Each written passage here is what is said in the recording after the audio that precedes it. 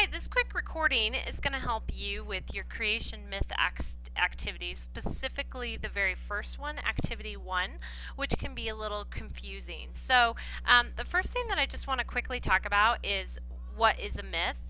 All of this information comes directly from your textbook. I'm just going to read this here. It says most Americans see myth as an unfounded or untrue story that cannot be verified by obvious facts. They are not meant to be tested by references or facts, and they usually are based off of historical events, right here with historical events. They usually are the stories of ancestors. They usually include like supernatural beings, sometimes gods or goddesses with special powers, and sometimes they describe the aspects of customs.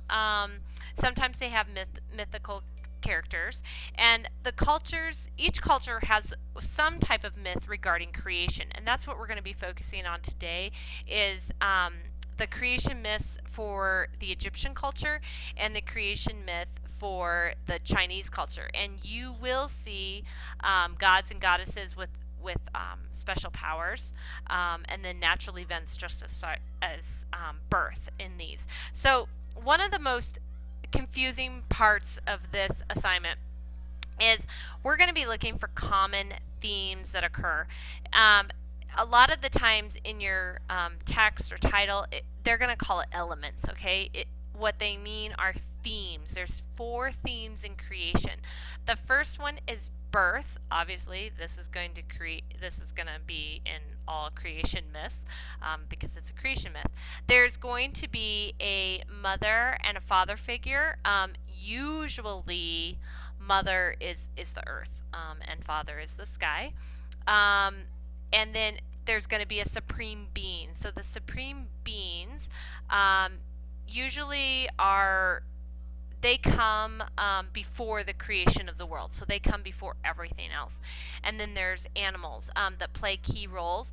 And this week, in your first set of 2 myths that you're going to read, the Egyptian and the Chinese, you're not going to actually see the animals. They don't go into it in their creation myths.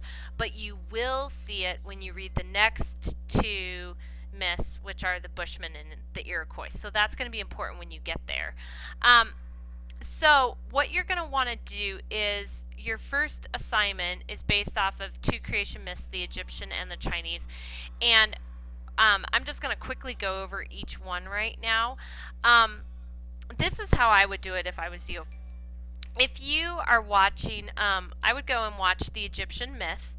And on the Egyptian myth, as you watch it, I would take out a piece of paper and I would write these, sorry, I lost my cursor. I would write these things down in order. So number 1, supreme being. Number 2, birth. And number 3, mother, father figure.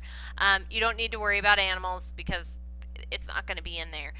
And then what I would do is I'd watch the Egyptian myth and I'd try and write down as much information as I can, like who is the supreme being? How were they born?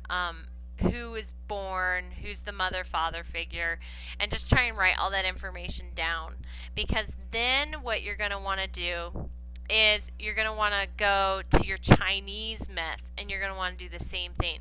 The order that the information is presented changes slightly. It's birth, supreme being, and mother, and there's only a mother figure, not a father figure. From there, you're going to need to compare these 2 things. So it's going to look something like this. Like if you do the common elements, or remember the common themes, it needs to be either supreme being, birth, or mother father figure. So I did the first one here. In both myths there was a supreme being, and then I need to explain. In the Egyptian myth, Atum was the supreme being. In the Chinese myth, Pangu was the supreme being. And then I have to figure out my uncommon theme. I'm using the same thing. Notice supreme beings. And I had to figure out something that was not the same with them. So I did these supreme beings were created differently. Atum, I guess that should not be there, sorry. Atum arose out of the waters, and Pangu hatched from an egg. So you see how this is a supreme being, this is a supreme being. So this tells me how they're the same. This tells me how they're not the same. And I'm going to upload a graphic organizer actually right now that will help you work on this activity. So if you get stuck on any of the elements, just send me a K-mail and I can give you some hints. But otherwise, these are the directions for your first activity, and this is worth 30 points. So that's it. Best of luck.